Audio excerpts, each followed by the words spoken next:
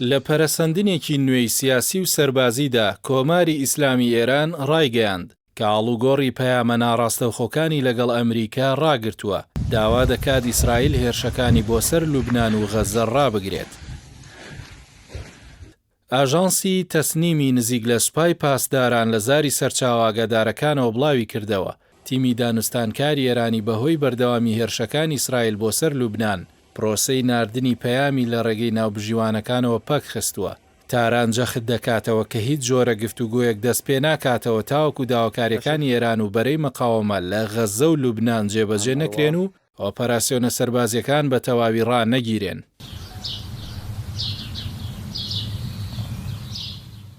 هاوکات لەگەڵ ئەم بڕیارە سیاسیە هێزە چەکدارەکانی ئێران هۆشداریکی توندیان ناڕاستەی تەل ئەبیب کرد و ڕایان گەیاند کە چیتر ناتوانن لە بەرامبەر بەردەوامی تاوانەکان لە لوبنان بێدەنگ بن.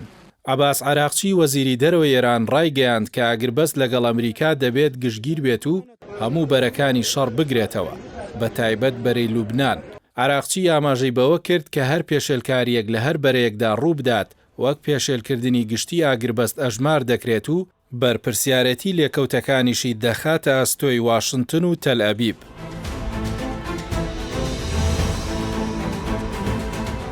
لەلایەکی دیکەوە ئیسماعیل بەقایی وتەبێژی وەزارەتی دەرەوەی ئێران لە کۆنگرەیەکی ڕۆژنامەوانیدا ئەمریکا و ئیسرائیلی بەوە تۆمەتبار کرد کە ئاگربەست دەشکێنن و ڕێگری لە هەر هەوڵێکی دیبلۆماسی بۆ باشترکردنی دۆخەکە دەکەن. ئەم لێدوانانە دوای ئەوە هاتن کە فەرماندەیی ناوەندی ئەمریکا سێنتکۆم ڕایگەیاند فڕۆکە جەنگیەکانیان چەند سیستمێکی بەرگری ئاسمانی ئێرانیان لە ناوچەی گرۆک و دوورگەی قیشم کردووەتە ئامانج. بەقایی جەختی کردەوە کە وڵاتەکەی سەرجەم بژاردەکان بۆ وەڵامدانەوەی ئەم هێرشانە تاوتوێ دەکات و ڕێگە نادا داسایشی نیشتیمانی ئێران و ناوچەکە بکەوێتە مەترسیەوە. سەبارەت بە گەروی هورمز کە یەکێکە لە گرنگترین ڕێڕەواویەکانی جیهان تاران هەڵوێستێکی نوێی تونتری وەرگرت.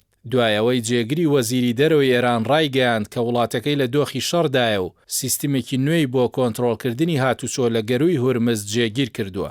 تاران دەڵێت بە هەماهەنگی لەگەڵ سوڵتان نشینی عومان مافی تەواوی سەروەریان بەسەر ئەو ئاوە هەرێمیانەدا هەیە و ڕێگە بە هیچ دەستێوەردانێکی دەرەکی نادەن. ئەم هەنگاوە وەک فشارێکی ئابووری و سەربازی گەورە دەبینرێت لە کاتێکدا تاران دەڵێت تەنیا ئەو کەشتیانە ڕێگەی تێپەڕبوونیان دەدرێت کە هەماهەنگیان لەگەڵ هێزە ئێرانیەکاندا هەیە.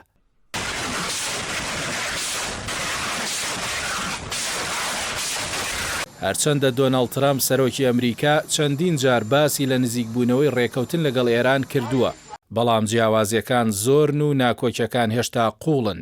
یەکێک لە مەرجە سەرەکیەکانی ئێران لەو 14 خاڵی پێشکەشی واشنتۆنی کردووە هەڵگرتنی گەمارۆی دەریاییە لەسەر بەندەرەکانی ئێران، بەڵام تا ئێستا هیچ بەرەو پێشچوونێک لەو بارەیەوە بەدی نەهاتووە. سەبارەت بە دۆسەی ئەتۆمیش هیچ بەرەو پێشچوونێک نییە.